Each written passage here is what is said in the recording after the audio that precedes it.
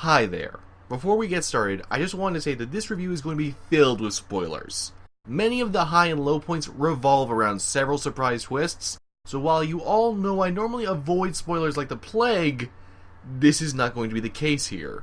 I apologize for the inconvenience. Without further ado, on with the review. Riding into Batman's car. My little girl's gonna be jealous.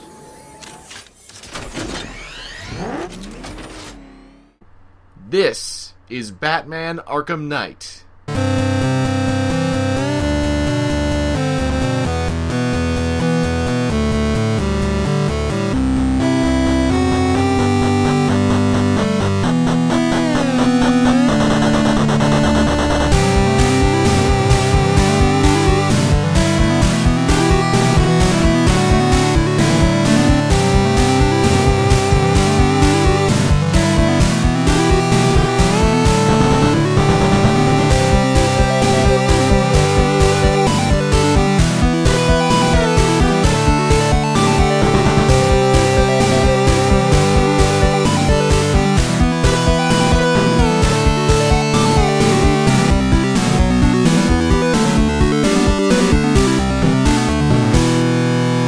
Bigger is not always better, and boy is that evident in Batman Arkham Knight.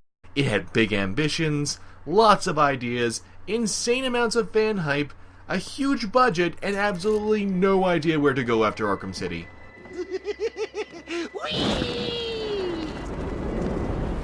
The previous game, Arkham Origins, fleshed out the Arkham experience about as much as you could, which, as it turns out, was about tapped out. Save for some crime-solving, new storytelling angles, and a multiplayer mode conspicuously absent from Arkham Knight.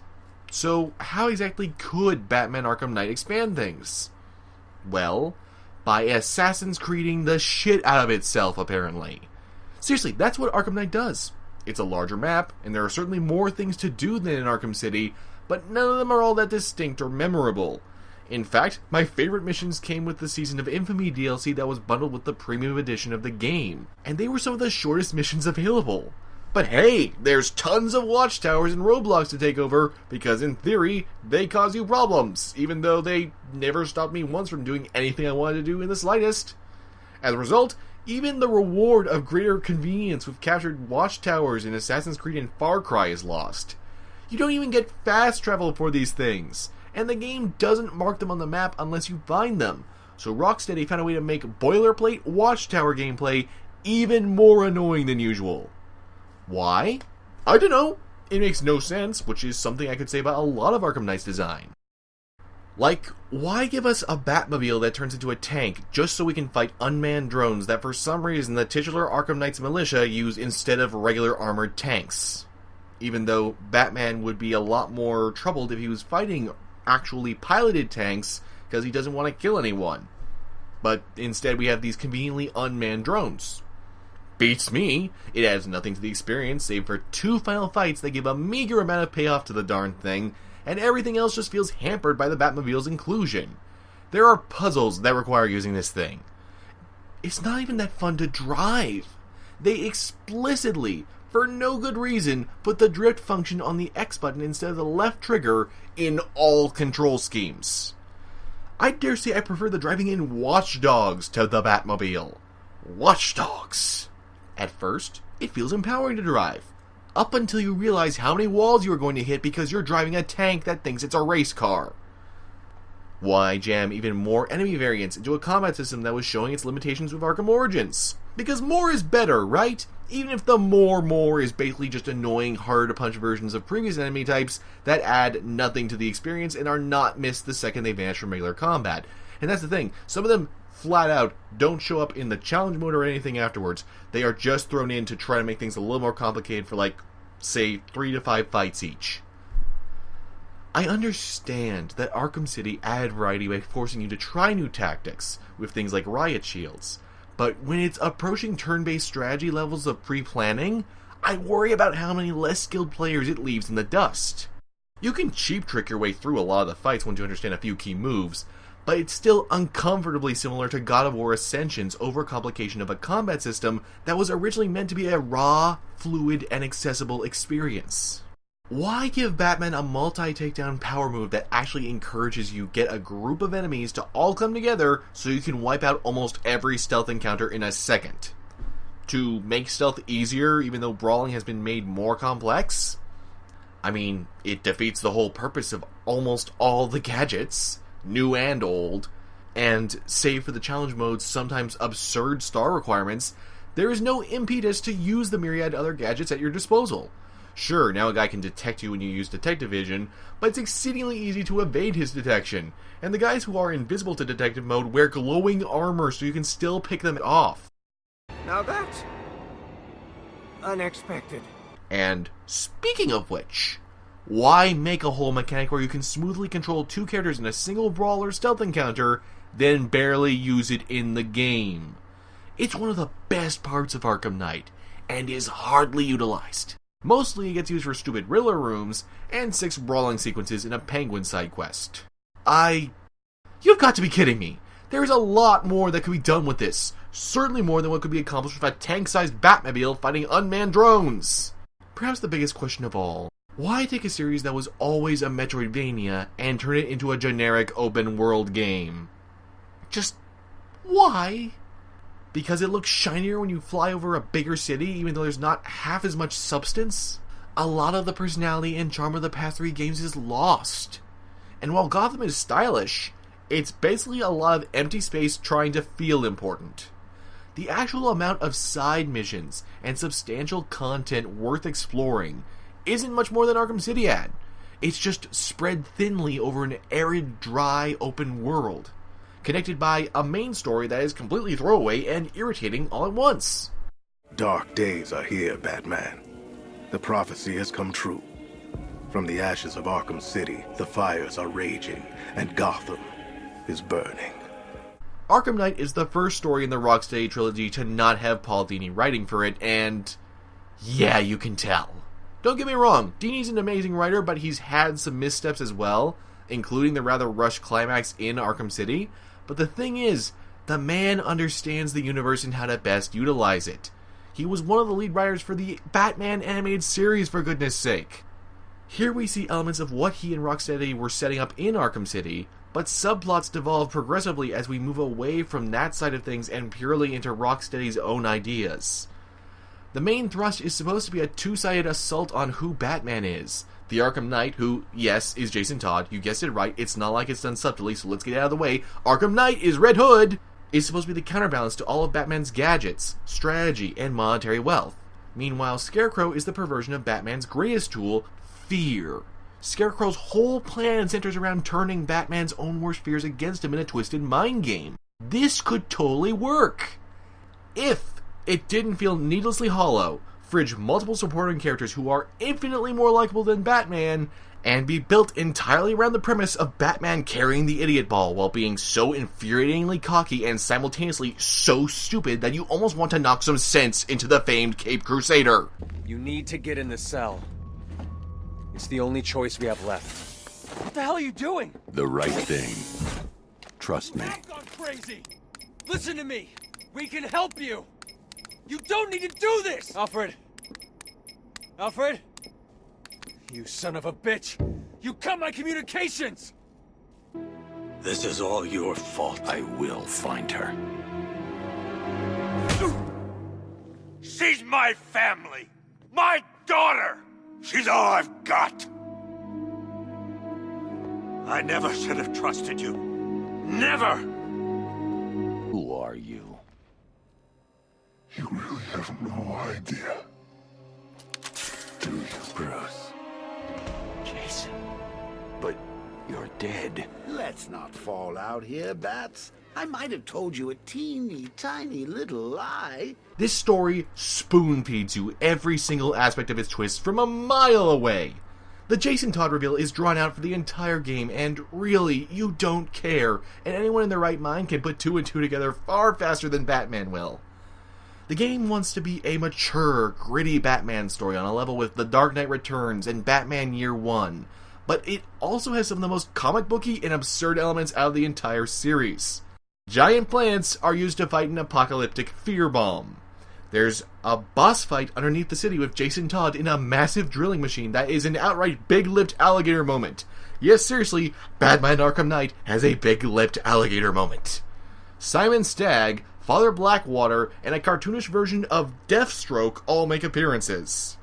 Father Blackwater. Really? And here we thought Arkham Origins was scraping the bottom of the barrel.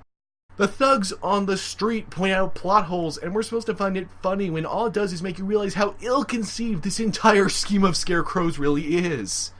No, the actual thread that works and has real weight to it is one of the earliest reveals in the game, and is the only one that actually took people by surprise.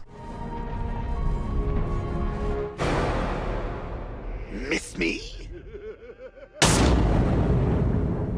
That being that Joker's toxin is still in Batman after the events of Arkham City, and was injected into 4 other people.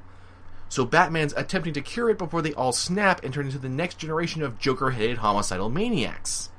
Plus, exposure to Scarecrow's gas intensifies Batman's symptoms, leading him to see the Joker everywhere and start to succumb to his influence. It's a really twisted and awesome plot thread, and should have been what the entire game was about. In fact, why isn't? Why did Arkham Knight have to be this big militia leader? What if instead of hundreds of combat drones, you made this slow burn, almost horror-esque title? Get back to the heart of what Asylum was about. Show Batman losing his grip on reality. Even bring in Red Hood. Sure, that totally works. That would help further upend Batman and his whole sense of consistency, because he thinks that Jason is dead. But he's not the focus here. It should be Scarecrow toying with Batman and the Phantom of Joker driving him to the edge of sanity, while some other, less important threat is going on and the rest of the Bat family is helping out. There'd have to be less excessive content so the story could be given its due, as well as way less emphasis on this let's turn Scarecrow into a global terrorist with Red Hood as his lackey for some reason crap that no one really cares about. It's not even treated like a threat. Batman is constantly so irritatingly smug about it that you almost want to see his ass get handed to him so the guy gains a bit of humility. And this is Kevin Conroy voicing Batman. This isn't someone else. This is the definitive Batman voice. And even he can't save Batman from being such an arrogant prick. Do you know what I'm thinking right now? Of course, you're thinking, who the hell is this guy? No. I'm just trying to decide which one of you I'm going to take out first. Batman should have to go through this major character arc. That's what this whole thing tries to sell you as being, even though it never has it. Instead, he doesn't change. He never changes the entire time. This is his grand finale, and he doesn't flinch for a second. He is so, I'm Batman-ing it up that there are no stakes. So, if there are no stakes with our protagonist, and he has no growth, then do any of the other characters develop? Well, Scarecrow doesn't. Not really.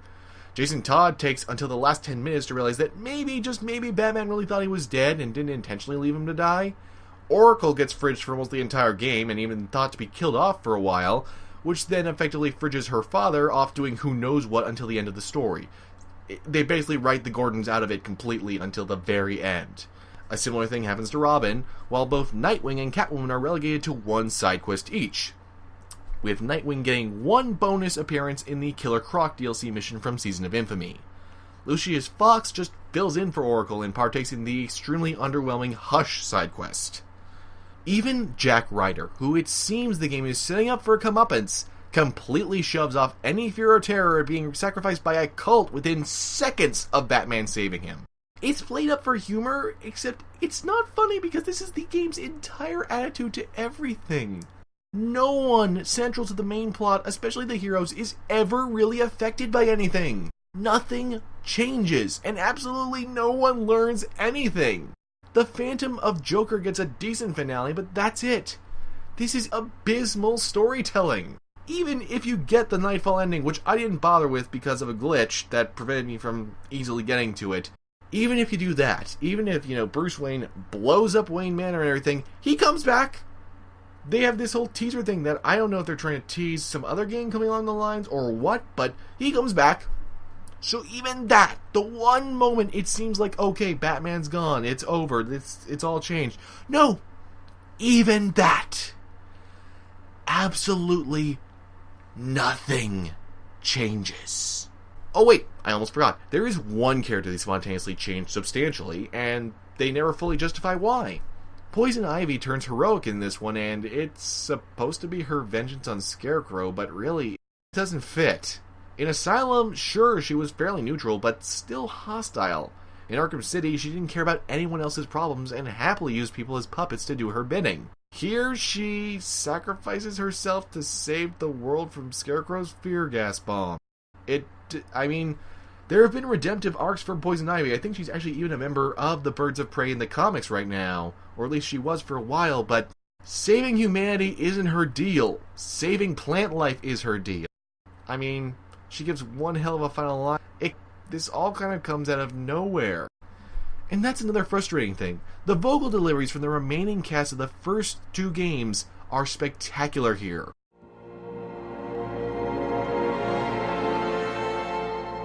What are you doing here? Well, ain't this cozy? You need to keep an eye on this one, Batman. He's a bit too careless for my liking. This is it. One last hoop to jump through, then I'm free to rob Gotham blind. Make sure everyone got out. I'll check the art galleries first. But the guest stars don't fare nearly as well. Commissioner Gordon never really sounds like he's there. In fact, it sounds like you're listening to a recording. I don't know what happened to the audio mixing, but it is so stuck in the uncanny valley. It's weird. Okay. Sorry, I've got to go. Stay safe, Barbara. Scarecrow has a great new voice actor who is totally into the role, but they give him such bland writing to work with that all that gusto is wasted. This demonstration used just 5 ounces of my latest toxin. Tomorrow, this will seem like child's play.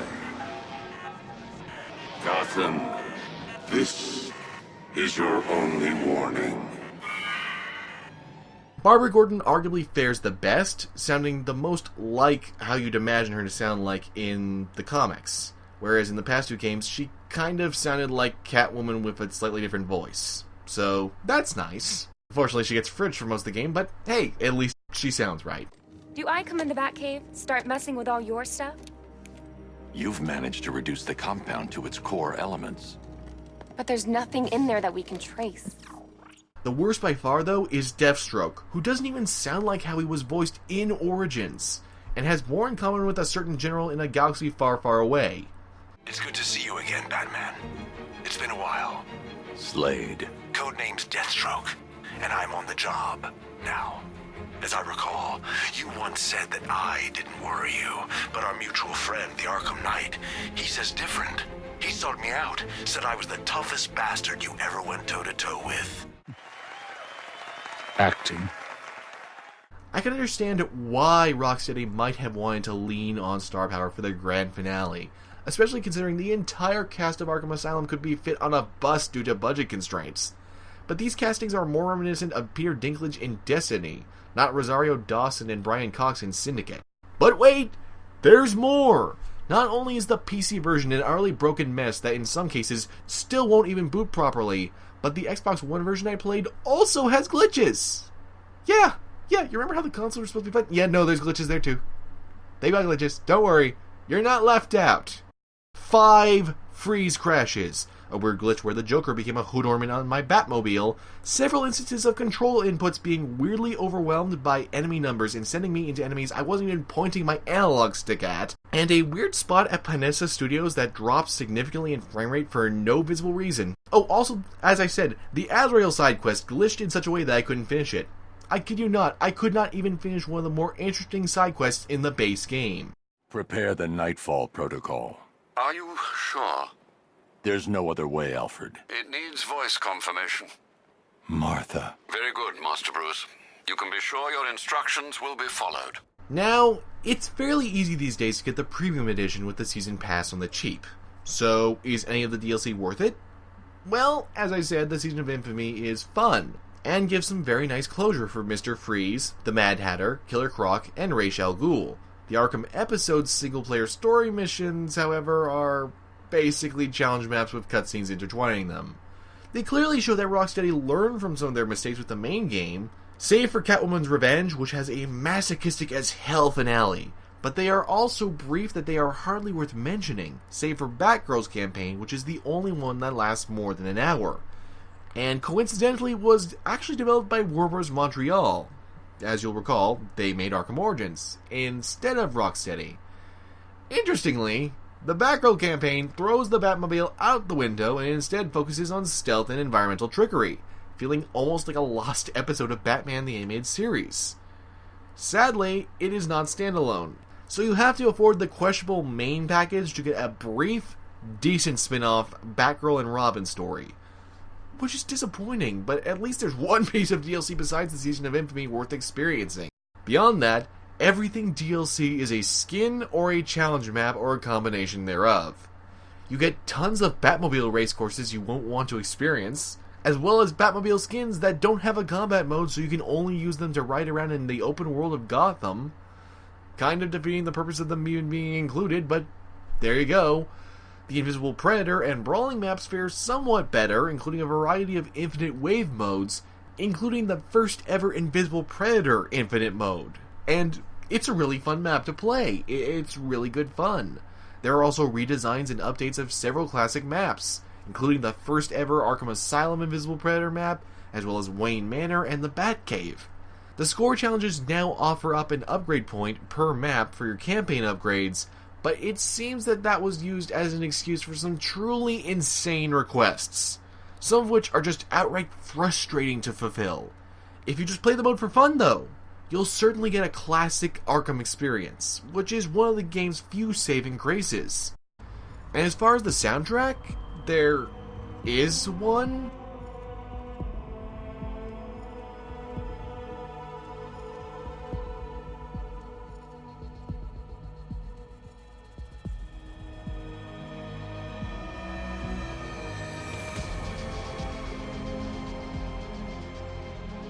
I had to look up the main theme online because I couldn't recall it, and it's mostly just atmospherics with a hint of techno. Where is the grandiose drama of Arkham City, the intensity of Arkham Origins, or the Danny Elfman-esque composition of Arkham Asylum? Just like with everything else in this game, there's no cohesion, no connective tissue. It exists, and it isn't terrible, but it ain't remarkable either. Arkham Knight is a blip on the radar, a footnote by comparison to the previous games in the series. It is an obligatory sequel when all signs pointed to it being a passionate one. You can tell that at one point there was a clear end goal in sight and a general idea of how it would all come together, but that got lost in the marshes of delays and technical issues. Sure, Arkham Knight does feature some impressive feats, such as not requiring loading screens between environments, and some of its myriad ideas are good ones. But they are lost in a stew of indecisiveness and mediocre filler content. It's like watching the first 2 seasons of Star Wars The Clone Wars. You know that eventually it gets to something good, but it drags its heels for no reason and just makes you want to smack your head into a wall while it does it. I do not recommend Arkham Knight unless you are an ardent fan of the franchise who even suffered through that mediocre mobile game, just so that you could get a sliver more of Arkham gameplay. Instead, though, just go and replay the first 2 games in Arkham Origins. Gather up some friends and play the multiplayer in Origins. There's still people playing that. Rewatch Under the Red Hood.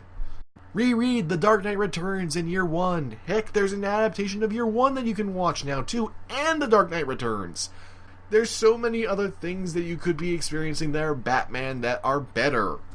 Don't waste your time with this one unless you absolutely have to. It's for these reasons that Batman Arkham Knight gets a 4.5 out of 10. Master Bruce, I hoped it would never end like this. Rest in peace.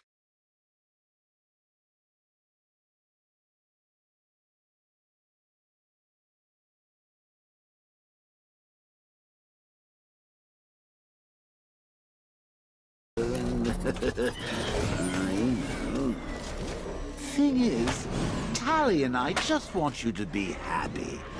I'd tell the little pussycat how you feel while you still can, Patsy.